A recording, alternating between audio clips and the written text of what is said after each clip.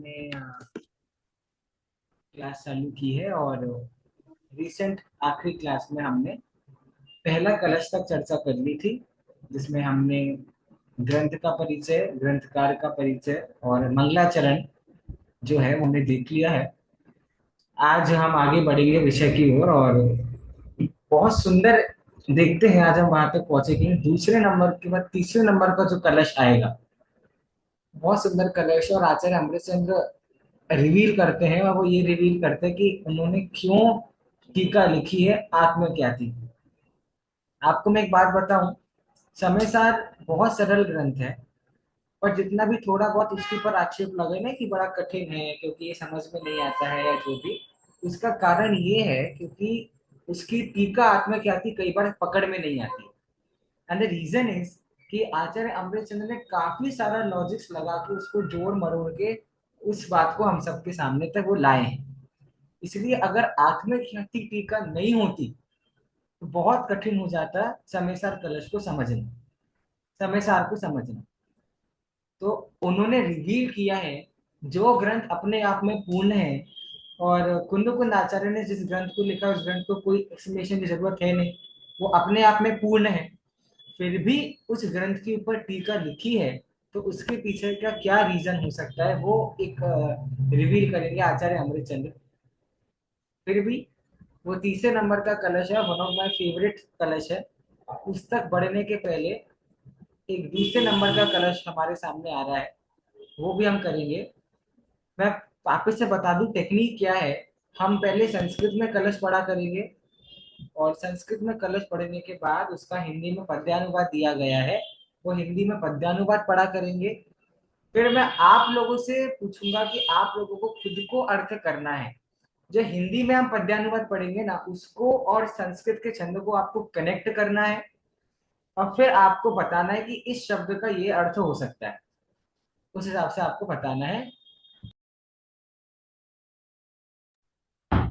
ठीक है, दूसरे नंबर का कलश आप लोग के सामने आ गया है, मैं पढ़ता हूँ फिर आप लोग। अनंत धर्मणस्तत्वं पश्यन्ति प्रत्यगात्मनः अनेकांतमयी मूर्तिर्नित्यमेव प्रकाशिता। इसके पहले वाला कलश भी अनुष्टुप था, उसी लय में हमने दूसरे नंबर का कलश भी गाया है। अनुप जी, आप लास्ट क्लास में नहीं थे तो आपने उसे कैच करा यूट्यूब से? हाँ सर, मैंने देखा हाँ। है सर वीडियो। हाँ, वेरी गुड। देखिए इसका हिंदी अर्थ मैं मतलब हिंदी पद्यानुवाद पढ़ता हूँ, फिर आप में से किसी से मैं अर्थ कराता हूँ। हिंदी पद्यानुवाद आपके नीचे आ ही रहा है। देखे पर से भिन्न अगणित गुणमय आत्मा अनेकांतमय मूर्ति सदा प्रकाशित ही रहे। वापस संस्कृत छंद पढ़ता हूँ, फिर दोनों को आपको आपस में कंपेयर करना है। आपके सामने दोनों आ रहे हैं और फिर आपको सोचना है कि किस शब्द का क्या अर्थ हो सकता है। अनंत धर्मणस्तत्वं पश्यन्ति प्रत्यगात्मनः अनेकांतमयी मूर्तिर्नित्यमेव प्रकाशता। हाँ, पूनम जी, आप कोशिश करेंगे संस्कृत छंद का हिंदी अर्थ करने के लिए? हाँ जी सर। हाँ, एक सेकंड एक सेकंड, चलिए करिए, शब्द से अर्थ करिए, किस शब्द का क्या अर्थ हो सकता है? अनंत धर्मणस्तत्वम तो अनंत जो तत्व है, अनंत धर्म मतलब द्रव्य अनंत धर्मात्मक होता है वस्तु। हम्म। पश्यंती होता है देखना, और प्रत्येगात्मने का नहीं आ रहा सर समझ। अनेकांतमयी मूर्ति तो क्या कहते हैं, अनेकांतात्मक होती है वस्तु। और प्रकाशताम तो नित्य उद्योतमान प्रकट प्रस्तुत। हाँ, ठीक है। अच्छा, मैं एक बार आपके सामने हिंदी पद्यानुवाद भी ला रहा हूँ पूनम जी। जी अब सर। आप थोड़ा सा कंपेयर करके देखकर बता सकते हैं किस शब्द का क्या अर्थ है, या जो आपको नहीं आ रहा है उस शब्द का अर्थ। हिंदी और संस्कृत दोनों आपके सामने है। जी सर। अगणित गुण में आत्मा तो है, अनंत धर्मणस तत्वम। ओके, देखे पर से भिन्न, पश्यन्ति प्रत्यगात्मन है। अब अनेकांत। इसमें देखे पर से भिन्न में पश्यंती शब्द का क्या अर्थ है और प्रत्यगात्मना का क्या अर्थ है? पश्यन्ति तो देखना, हाँ। और प्रत्यगात्मन है कैसा अगणित लगता है? गुण। नहीं नहीं नहीं, सर। अगणित गुण में देखो, प्रत्येक आत्मना को तोड़ो, प्रत्येक आत्मा, है ना? तो पश्यंती प्रत्येक आत्मना, प्रत्येक आत्मा को देखना, या फिर प्रत्येक का एक अर्थ होता है प्रत्यक्ष, प्रत्यक्ष प्रत्यक्ष। रूप से देखना। अब कैसे देखना, तो उसका हिंदी अर्थ आप बता सकते हो कि प्रत्येक आत्मा को पर से भिन्न देखना। और एक और बात, जब आप किसी वस्तु को प्रत्यक्ष देखते हो, प्रत्यक्ष का हमने प्रत्यक्ष किया ना, तो किसी वस्तु हम्म। को आप प्रत्यक्ष देखोगे तो क्लियर कट देखने पर आपको पता चलेगा कि वो आत्मा तो पर से भिन्न है ही। तो दादा ने क्या किया, उसी को घुमा करके लिख दिया। प्रत्यक्ष देखने का अर्थ ये होता है कि प्रत्यक्ष देखने में हमको पता चलता है कि भाई ये आत्मा तो पर से भिन्न है। इसलिए प्रत्येक आत्मना का हिंदी अर्थ क्या किया है, पर से भिन्न देखना। आप जब हिंदी अर्थ, देखे पर से भिन्न। है ना, हिंदी अर्थ पढ़ोगे ना, तो आपको और कुछ मतलब हिंदी पद्यानुवाद, सॉरी अर्थ नहीं, हिंदी पद्यानुवाद पढ़ने के बाद आपको कुछ पढ़ने की जरूरत ही नहीं है, आप साधारण तरीके से संस्कृत अर्थ निकाल सकते हो। आगे। अनेकांतमयी मूर्ति तो जैसे प्रत्येक वस्तु अनेकांत धर्मात्मक होता है। तो और ये संस्कृत छंद में से किस शब्द का अर्थ है अनेकांत में मूर्ति? अनेकांतमयी मूर्तिर। हाँ शाबाश। वो मूर्ति संधि है, उसको तोड़ोगे तो क्या बन जाएगा, मूर्ति ही, है ना, वो विसर्ग बन जाएगा, जो ऊपर रेफ है वो विसर्ग बन जाएगा। तो अनेकांतमय मूर्ति ही, क्योंकि अनेकांत में मूर्ति तो अधूरा शब्द है, रेफ पे कोई शब्द नहीं छोड़ सकते, इसलिए अनेकांतमय मूर्ति ही, अनेकांत में मूर्ति। ओके आगे। नित्यमेव यानी सदा, हाँ प्रकाशतम, प्रकाशतम मानी कि प्रकट है प्रति समय। हाँ, देखो ये मैंने आपको सिंपल एक, अब ये ट्रिक अगर आप समझ गए कि पद्यानुवाद से संस्कृत छंद का अर्थ निकाला जा सकता है, तो 5 परमागम आपके लिए क्लियर हो गए। 5 परमागम में ऐसी कोई भी गाथा नहीं रही जो आप नहीं कर सकते। और परमागम के आजकल तो प्रत्येक ग्रंथ का पद्यानुवाद उपलब्ध है, पद्यानुवाद। देखिए, लेकिन क्योंकि आप लोग संस्कृत के स्टूडेंट्स हैं और अभी आप पढ़ भी रहे हैं संस्कृत, तो आप लोगों को तो पहले छंद से अर्थ करना चाहिए। इसलिए मैं कह रहा हूँ पद्यानुवाद देख करके आपको अर्थ नहीं समझाना, पद्यानुवाद देख करके आपको बताना है कि संस्कृत छंद का अर्थ क्या है। ठीक है, इसलिए। चलिए। हाँ बोलिए। तो थोड़ा आपका आवाज लो आ रहा है। हाँ हाँ ठीक। हाँ पूनम जी, आप क्या कह रहे हैं? हाँ जी सर, जैसे इसमें दो शब्द लिए, एक तो लिया अगणित गुण में, यानी आत्मा अनंत गुणात्मक है। हाँ और हाँ अनेकांत में मूर्ति कहकर जो अनेकांतवाद है उसकी सिद्धि कर रहे हैं कि जैसे अनंत धर्मात्मक भी होती है, जो जोड़े से होते हैं, नित्य अनित्य, हाँ एक हाँ, अनेक, दोनों बिल्कुल चीजें। बिल्कुल बिल्कुल। ओके। ठीक है, क्या है, आत्मा की बात कर रहे हैं, क्यों कर रहे हैं, क्योंकि इसके पहले वाले कलश में हमने समय सार को नमस्कार किया है। समय सार मतलब मेरी स्वयं की शुद्ध आत्मा। समय सार का एक शब्द में अर्थ होता है शुद्ध आत्मा। तो वह आत्मा कैसी है वो बताने के लिए दूसरे नंबर का कलश आया है। देखिए, हिंदी अर्थ पढ़ता हूँ एक बार, फिर आप लोग उसके कलश का अर्थन करेंगे। देखिए हिंदी अर्थ लिखा है, पर पदार्थों उनके गुण पर्याय रूप भावों। देखिए 3 चीजें होती है, द्रव्य गुण और पर्याय। ठीक है, तो पर पदार्थ मतलब समझो आप द्रव्य है, पर द्रव्य, उनके गुण, पर गुण और पर्याय और भाव, पर द्रव्य, पर गुण और पर भाव, एवं पर पदार्थों के निमित्त से होने वाले अपने विकारों से। 2 कंडीशन बताई हैं कि आत्मा किस किस से भिन्न होती है। पहले तो आत्मा पर द्रव्यों से भिन्न होती है, पर गुणों से भिन्न होती है, पर पर्याय से पर भावों से भिन्न होती है, पहली बात। दूसरी बात, आत्मा किससे भिन्न होती है, तो उन पर पदार्थों के निमित्त से मेरे जो बुरे भाव हो रहे हैं। भाई अगर आप किसी को अपना मानते हो तो पक्की बात है आप किसी को पराया जानते होगे। कोई आपका मित्र है तो पक्की बात है कोई आपका शत्रु होगा। तो शत्रु भी तो आपका पर पदार्थ ही है और मित्र भी पर पदार्थ है। तो पर द्रव्य, पर गुण और पर भाव से तो मैं भिन्न हूं ही। उनके निमित्त से होने वाले मेरे मेरे जो बुरे परिणाम है, जिन्हें हम विकार कह रहे हैं, उनसे भी मैं भिन्न हूं। तो अगर आप इनसे भिन्न हो तो आप हो क्या? मैं ये नहीं हूं, ये नहीं हूं, ये नहीं हूं। तो अगला क्वेश्चन क्या आएगा? अगर आप ये नहीं हो तो आप हो क्या? तो कह रहे हैं मैं इन सब से भिन्न, कथनचित भिन्न, एकाकार अनंत धर्मात्मक निज आत्म तत्व हूं। और इस आत्म तत्व को, अब अनंत धर्मात्मक से मैंने बोल दिया अनेकांत में, क्योंकि मेरे अंदर अनंत गुण है, अनंत पर्याय मेरी होती है, सदा बदलती रहती है, अनंत गुणों का धाम हूं। जिन्होंने पद्यानुवाद का ऐसे दार्दनिक आत्मा को शब्द दिया है, अनंत गुणों का गोडाउन भगवान आत्मा। गोडाउन होता है ना, उससे कंपेयर किया है आत्मा को। लेकिन ट्विस्ट ये है, इस कलश में आत्मा को नमस्कार नहीं किया गया है। किसको नमस्कार किया गया है? ऐसी आत्मा को देखने वाली जो ज्योति है, प्रकाशित करने वाली जो ज्योति है, वो ज्योति कैसी है? अनेकांतमय मूर्ति, अनेकांतमय ज्योति है। अनेकांतमय ज्योति मतलब जिनवाणी। क्या वो अनेकांत जो है वो तो धर्म है, और उस अनेकांत की वाणी को हम क्या कहते हैं? अनेकांत करने की पद्धति को हम क्या कहते हैं? मैं आपको बताना चाह रहा हूं कि अनेकांत से हम जिनवाणी पे कैसे गए, ये आपको मैं कॉन्सेप्ट समझाना चाहता हूँ। एक शब्द है, अनेकांत का कथन करने वाले को के लिए क्या शब्द आता है आगम में? अनेकांत जिसने धारण किया है, मई लिखा है ना, अनेकांत मई। नहीं, अनेकांत के साथ एक त्यागवाद। और शब्द आता है बार बार, उस शब्द का नाम क्या है? त्यागवाद। त्यागवाद। स्यादवाद। बस परफेक्ट। और स्यादवाद में ही तेरी वाणी, स्याद वीतरागता की पोषक ही। तो स्यादवाद मतलब जिनवाणी। तो अनेकांश इक्वल्स टू स्यादवाद, स्यादवाद इक्वल्स टू जिनवाणी, सो अनेकांत इज इक्वल्स टू जिनवाणी। ठीक है। और क्योंकि वो जिनवाणी सदा प्रकाशित है, अब सदा प्रकाशित का दो चार अर्थ है।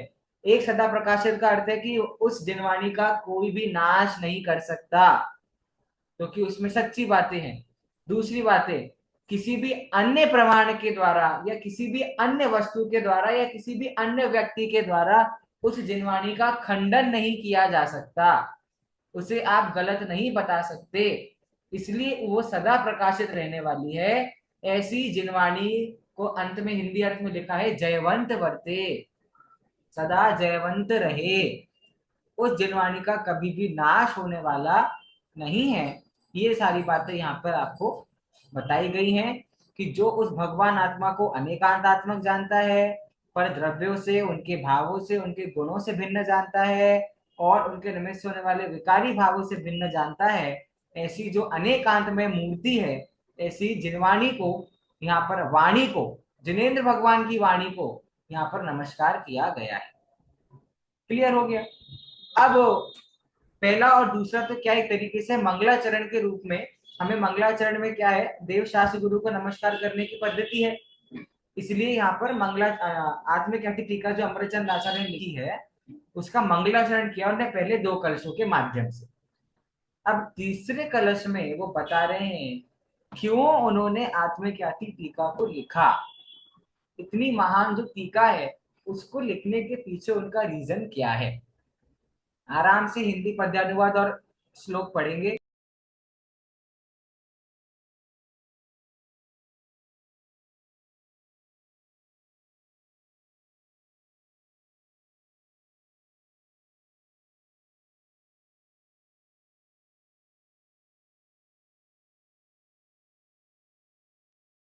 एक्सक्यूज मी, क्या मैं जान सकता हूँ ये कौन से बैच की क्लास चल रही है?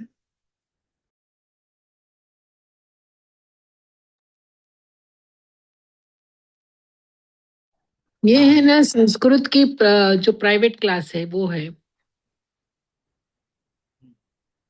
चलिए नहीं सर, इनका क्वेश्चन था कि ये कौन सी क्लास चल रही है, तो किसको? आप आंसर दें।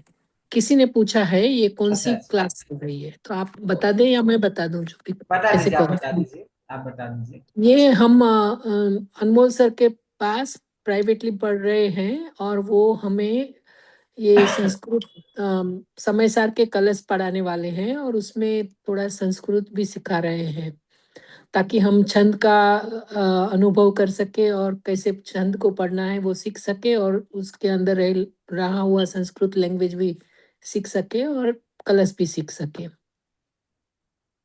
आपको ऐड करना है तो बता दीजिए सर। कौन है, मतलब मुझे पता नहीं है, जो भी है, आप मुझसे बात कर लीजिए और व्हाट्सएप, तो वहां पर अपन डिसाइड कर लेंगे, है ना। ओके, चलिए। तो तीसरा कलश वन ऑफ माय फेवरेट कलश, और बहुत प्यारा कलश है। इसमें नमस्कार तो कर दिया, मंगलाचरण तो कर दिया, टीका का। अब बारी है टीका लिखने का, क्योंकि प्रयोजन स्पष्ट करना आवश्यक है। ग्रंथकार भी ग्रंथ लिखते समय अपना प्रयोजन स्पष्ट करते हैं। वैसे समय साथ जैसे महान ग्रंथ की टीका लिखने का रीजन क्या है, वो तीसरे नंबर के कलश में बता रहे हैं। और सिमिलर एक आंसर आप सबको मिल रहा है। आपसे पूरी दुनिया में कोई भी पूछे कि आप जैन धर्म क्यों पढ़ रहे हो, आप ये क्यों पढ़ रहे हो, आप ये क्यों पढ़ रहे हो, या आपको भगवान क्यों बनना है, हमारे पास कोई आंसर नहीं है। हमारे पास एक फिक्स आंसर है, भैया हमको सुखी होना है, हमको दुखों से मुक्त होना है। एक बहुत सुंदर आंसर अमरचंद आचार्य ने हम सभी की तरफ से लिखा है। हम क्यों सुखी होना चाहते हैं, हम क्यों अध्ययन कर रहे हैं, और उन्होंने क्यों आत्मख्याति टीका लिखी, और हम आत्मख्याति क्यों पढ़ रहे हैं, वो इस तीसरे कला से बता रहे हैं। मालिनी छंद में अभी तक अनुष्टुप छंद आए थे। अब कोई भी अनुष्टुप छंद आएगा तो मैं आप लोग से सीधा पढ़वाऊंगा, क्योंकि आप सीख गए। अब मालिनी छंद मैं आपको सिखा रहा हूँ। इसके बाद कोई भी मालिनी छंद आएगा तो आपको उसका उत्तर देना आना चाहिए। बहुत सुंदर छंद है, मैं पढ़ रहा हूँ। अगर आपको याद हो तो लास्ट ईयर जो हमने संस्कृत क्लास ली थी, उसमें एंड में मैंने आपको एग्जाम लेने के बाद छंद की मैंने क्लास ली थी, तो उसमें मैंने ये कलश अलग से लिया था स्पेशली। मैं पढ़ता हूँ यहाँ से, फिर आप लोग को पढ़ना है। अरे हाँ, इसके पहले वाला छंद पढ़ाना रह गया। ठीक है, लेकिन पूनम जी ने पढ़ दिया था तो ठीक है। आगे। पर परिणति हेतोर मोहनाम्नोनुभावात् भावात्। मैं यहीं पर त बोल रहा हूँ, क्योंकि नीचे का द अ बन जाएगा। अविरत मनुभाव्य व्याप्ति कल्माशितायाः मम परम विशुद्धि शुद्ध चिन्मात्र मूर्तेर। मूर्तेर मैंने यहाँ बोल दिया, तो अब क्या बनेगा? भवतु समय सार व्याख्यैवानुभूते। वानु में छोटे ऊ की मात्रा है, रस्व हो, और भूते में दीर्घ, उस हिसाब से उच्चारण करना है। वापस पढ़ता हूँ। पर परिणति हेतुर मोहनाम्नोनुभावात् अविरत मनुभाव्य व्याप्ति कल्माश्रितायाः मम परम विशुद्धि शुद्ध चिन्मात्र मूर्तेर भवतु समय सार व्याख्यैवानुभूते। हिंदी छंद भी मेरा वन ऑफ द फेवरेट है, रोला छंद है। इसकी लिए भी आप लोग सीखो, आपको आगे काम आएगी पद्यानुवाद में। यद्यपि मैं तो शुद्ध मात्र चैतन्य मूर्ति हूँ, फिर भी परिणति मलिन हुई है मोहोदय से। परम विशुद्धि को पावे वह परिणति मेरी, समय सार की आत्मख्याति नामक व्याख्या से। अब मैं वापस छंद पढ़ रहा हूँ। ये रोला छंद में ही दादा ने समय सार का हिंदी मंगलाचरण लिखा है, जब हमने लास्ट क्लास में जब हमने देखा था। वापस मैं संस्कृत छंद पढ़ रहा हूँ, फिर आप लोग को कनेक्ट करना है शब्दों का अर्थ, और शब्दशः मुझे अर्थ बताना है, मैं किसी को भी पूछूंगा। पर परिणति हेतोर मोहनाम्नोनुभावात्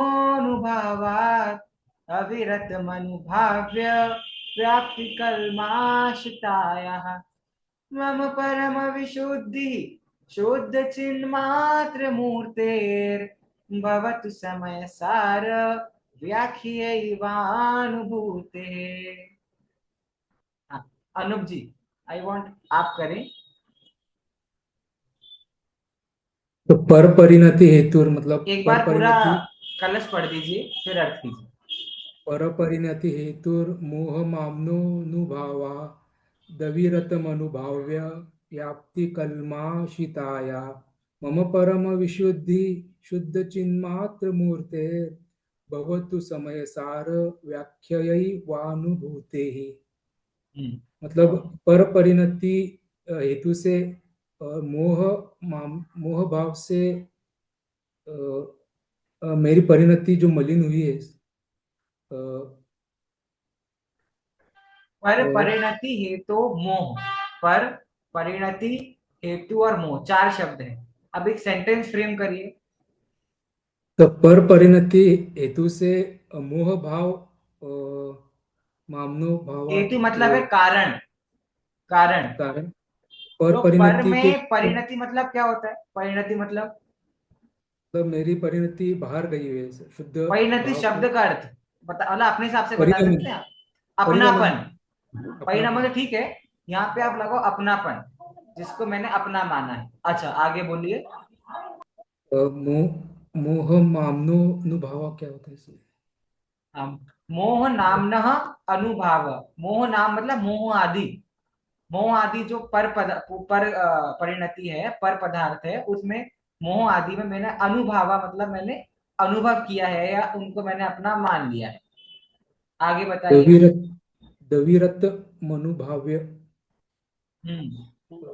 दविरत मनुभाव्य व्याप्ति कलमाशिताय, हाँ हाँ मतलब कलुषित हुई है सब मेरी हाँ परिणति हाँ। से, अनुभाव मतलब अनुभव, कलमाश। मतलब मैंने क्या अनुभव किया है कि उस मोह के कारण से मेरी परिणति कलुषित हो गई है, मलिन हो गई है। मलिन शब्द है ना, फिर भी परिणति मलिन। तो मोह के कारण से मैंने अनुभव किया है, क्या अनुभव किया है कि मेरी परिणति मलिन हो गई है।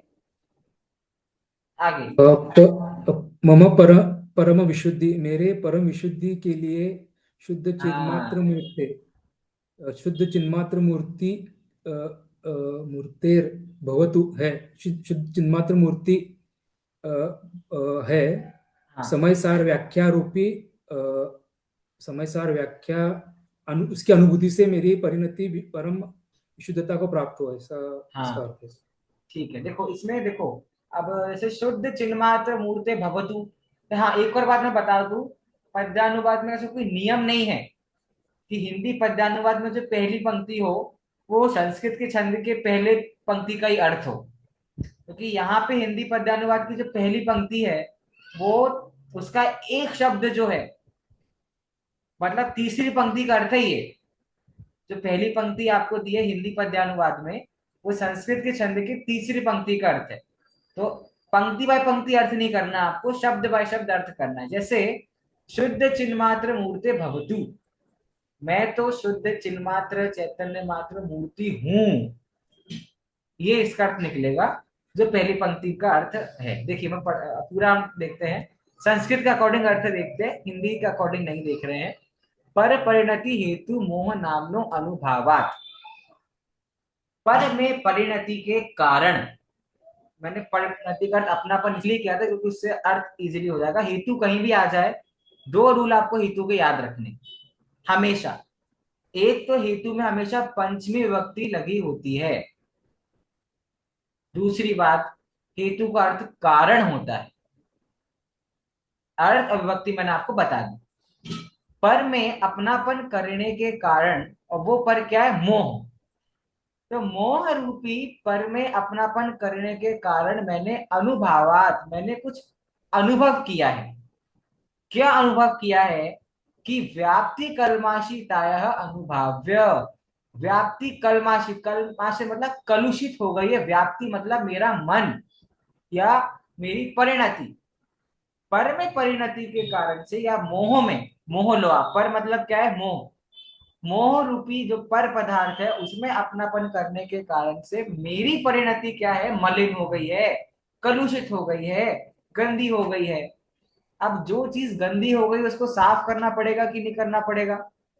साफ तो करना पड़ेगा। तो उसको हम साफ कैसे करेंगे? तो कह रहे हैं समय सार व्याख्या ही अनुभूत है। समय सार नामक जो ये ग्रंथ है, इस ग्रंथ की जब मैं व्याख्या लिखूंगा, व्याख्या मतलब टीका, समयसार रूपी ग्रंथ की जब मैं व्याख्या लिखूंगा, जब मैं टीका लिखूंगा, तब मेरी शुद्ध चिन्मात्र मूर्तिर भवतु, भले यद्यपि शब्द है ना कि मैं ऑलरेडी शुद्ध चिन्मात्र मूर्ति तो हूं ही, लेकिन फिर भी क्या हुआ है? मोह के कारण से मेरी वो शुद्ध चिन्मात्र मूर्ति से दृष्टि हट गई है, मैं मलिन हो गया हूं।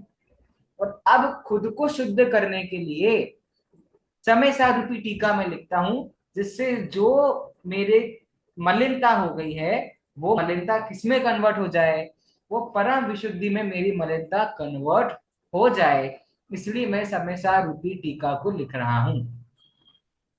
देखिए हिंदी अर्थ यहाँ पे दिया गया है, यद्यपि मैं तो शुद्ध चिन्मात्र मूर्ति भगवान आत्मा हूं, तथापि पर परिणति का मूल कारण जो मोह नाम कर, अब देखो एक नया एंगल कि भैया मैं, जब मुझे पता है कि मैं शुद्ध चिन्मात्र मूर्ति हूँ, और जब मुझे पता है कि मुझे पर में अपनापन नहीं करना, मैं नहीं पर का वो, हाँ, आपको पता है बड़े पंडित जी साहब ने मेरा सहज जीवन नामक एक स्तुति लिखी है, उसमें पंक्ति है, हमारे में न कुछ पर का, हमारा भी नहीं पर में, द्रव्य दृष्टि हुई सच्ची, आज प्रत्यक्ष निहारा है।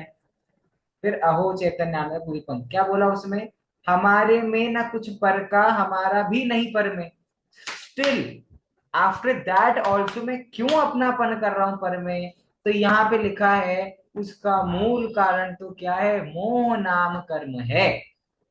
वो मोह के कारण पर पदार्थ में मैं अपनापन कर रहा हूं, उसके उदय का निमित्त पाकर मेरी वर्तमान में टिमेली हो गई है। राइट नाउ करंट सिचुएशन ऐसा हो गया है कि वर्तमान में मेरी परिणति उस मोह के कारण से गंदी हो गई है, मैली हो गई है, कलमाशित हो रही है। सो व्हाट्स नेक्स्ट, क्या करना है अब।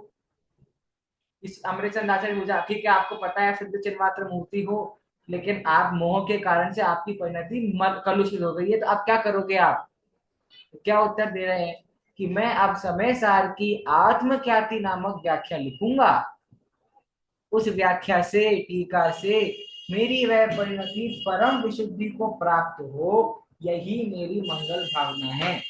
तो जब आचार्य अमृतचंद्र अपनी विशुद्धि को शुद्ध करने के लिए समय सार पढ़ सकते हैं, तो हम और आपको क्या चीज है। पहली बात, इसका मतलब आचार्य अमृतचंद्र ने ये बात प्रमाणित करी है कि समय सार की टीका, टीका मतलब हम तो टीका ही पढ़ रहे हैं, हम तो कलश कलश ही पढ़ रहे हैं, हम मूल ग्रंथ तो देख नहीं रहे, तो उसको पढ़ने से हमारी भी परम विशुद्धि होनी चाहिए, पहली बात। दूसरी बात, कई बार ये आक्षेप किया जाता है कि भैया समय सार ग्रंथ किसके लिए है,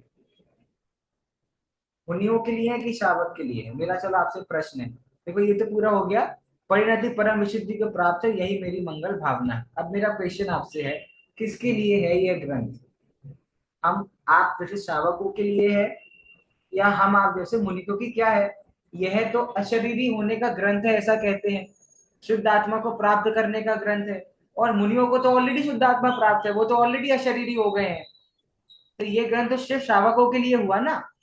तो इसका आपके पास क्या आंसर है। अनूप जी कुछ कह रहे हैं क्या।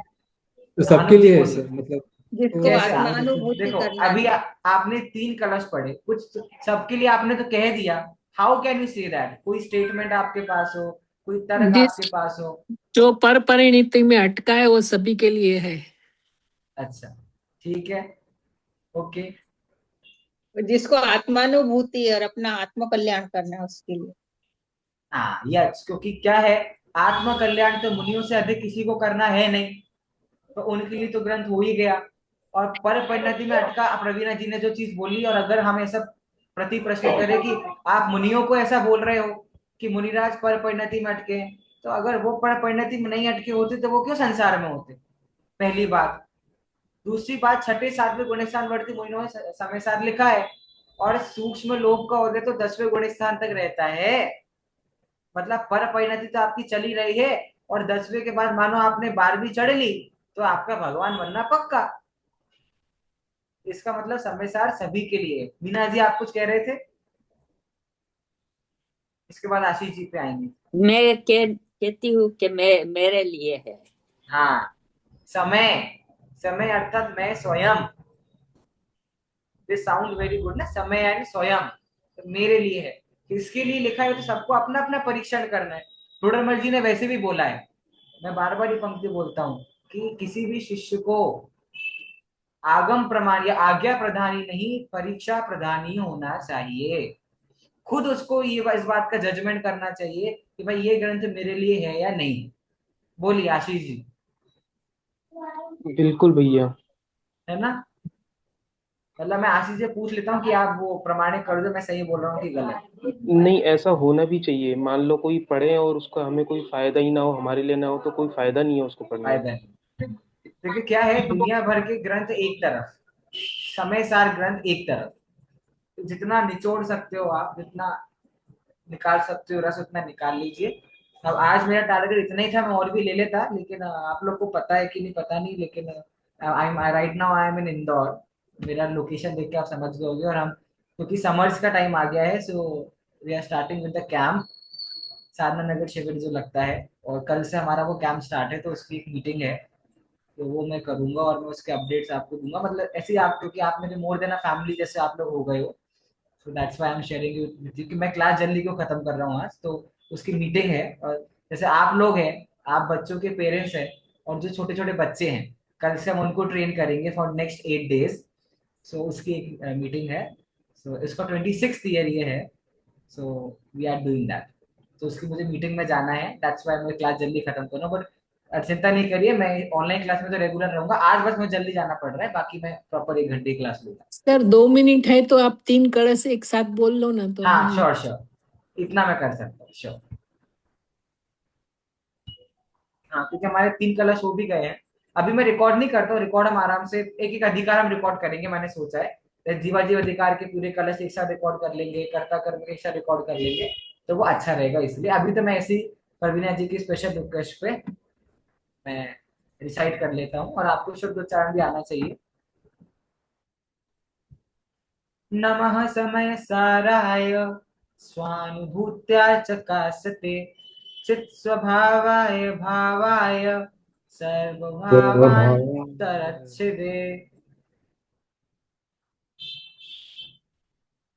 अनंत धर्मणस्तत्त्वं पश्यन्ति प्रत्यगात्मनः अनेकान्तमयी मूर्तिर्नित्यमेव प्रकाशताम् परपरिणति हेतो मोहनाम्नोऽनुभावात् अविरतमनुभाव्य व्याप्तिकल्माशितायाः मम परमविशुद्धिः शुद्धचिन्मात्रमूर्ते भवतु समय सार व्याख्यैवानुभूतेः।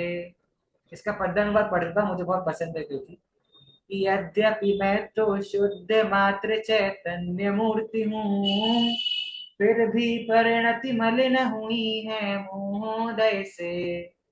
परम विशुद्धि को पावे वह परिणति मेरी, समय सार की आत्मख्याति नामक व्याख्या से। अब ये तो मूल मूल बात हुई। अब आगे क्या कंटेंट आने वाला है, विषय बाय विषय कंटेंट आएगा, तो वो हम आगे देखेंगे। और चौथे नंबर का कलश आएगा 12 गाथाओं के बाद। मतलब बीच में आचार्य अमृतचंद को कहीं भी नहीं लगा कि कुछ प्रेरणा देनी है, लेकिन तो भी हम सीधे 12वीं गाथा के बाद भी कलश पढ़ेंगे। मतलब मूल ग्रंथ का तो मंगलाचरण हम करेंगे, वंदे तू सर्व सिद्ध अगली क्लास में, तो भी आपको लगेगा एकदम फ्लो में चल रहा है। तो ऐसा क्या है कि अमृतचंद आचार्य को सीधे 12वीं गाथा के बाद उसकी नीड लगी, और बीच में उन्होंने कोई कलश नहीं दिया, चौथे नंबर का कलश, वो हम देखेंगे नेक्स्ट क्लास में। कलश ऐसे हैं, जैसे ये पूरी गाथा है, जैसे ग्रंथ लिखा ना पूरा, तो पूरा मंदिर बना दिया। और इन कलश का अर्थ है, ये मंदिर के ऊपर जो शिखर होता है, शिखर चढ़ाना होता है ना, तो समय सार रूपी जिन मंदिर के ऊपर, दादा ने लिखा भी है अनुशीलन में कहीं पे, तो समय सार रूपी जिन मंदिर के ऊपर अमृतचंद आचार्य की कलश शिखर के समान है। और कलश समझे ना, कलश ही है, उस शिखर के ऊपर हम कलश स्थापित करते हैं ना, तो ये वो कलश है। और पुराण ग्रंथों में तो रीजन दिया है क्यों कलश चढ़ाते हैं हम ग्रंथों के ऊपर, उसका क्या रीजन है कलश चढ़ाने का। और मानस सम का रीजन भी, कि भाई कोई दूर हो, किसी का घर दूर हो, तो वो दूर से ही देख के पता कर सके कि ये जिन मंदिर है। उसी प्रकार से कोई व्यक्ति भूला भटक गया हो, संसार में अटक गया हो, तो दूर से ही समय सार को देख करके वो सही मार्ग पे लग जाए। गुरुदेव ने भी तो यही बात बोली जब उनको ग्रंथ मिला, तो वो भी भटके हुए थे, तो समय सार हाथ में आते ही वो भी सीधे सही मार्ग पे आ गए। और अब किसकी बारी है, अब हमारी आपकी बारी है, हमको समय सार मिल गया, तो हम देखते हैं कलश पढ़ते पढ़ते हमारी कितनी विशुद्धि को हम प्राप्त हो रहे हैं। वो बार हाई होना चाहिए ना, धीरे धीरे धीरे विशुद्धि प्राप्त होनी चाहिए, उस हिसाब से हम आगे बढ़ेंगे। तो अभी के लिए इतना रखते हैं। हमारी नेक्स्ट क्लास है on Monday at the same time. सभी को जय जिनेंद्र। सर हाँ जय बोलिए जय। बोलिए। सर वो संस्कृत की क्लास कभी है, मुझे मालूम ही नहीं पड़ती। नेक्स्ट मैं ना एक ग्रुप में आपको ज्वाइन कर दे, मैं ग्रुप लिंक भेजता हूँ, आपको ज्वाइन कर दीजिए। फिर भी ठीक है। Tuesday and Friday 8 PM Sanskrit class का 8 टाइमिंग है। यस 8 ठीक बजे। तो Thank जो you, पहले sir. आपने पढ़ाया है वही रहेगा ना सर, सिलेबस जो हमको आपने सिलेबस पढ़ाया वही है? रहेगा, थैंक वही यू सर, रहेगा। Thank you sir. ओके। नहीं होगा सर, क्या उससे भी एडवांस से लेंगे सर आप? हाँ सर संस्कृत जो आपने हमें पढ़ाया है सर, उसके भी आगे आप पढ़ाएंगे क्या? जितना हमको पढ़ा है उतना ही नहीं, रहेगा कोर्स सर? उतना ही है संस्कृत का, उसके अलावा फिर वो है ही नहीं, बस उसको और रिफाइन करके और थोड़े बेटर तरीके से पढ़ा रहे हैं ताकि आप लोग का रिवीजन हो जाए वैसा। चलिए ओके बहन, सभी को जय जिनेंद्र। सभी को जय जिनेंद्र।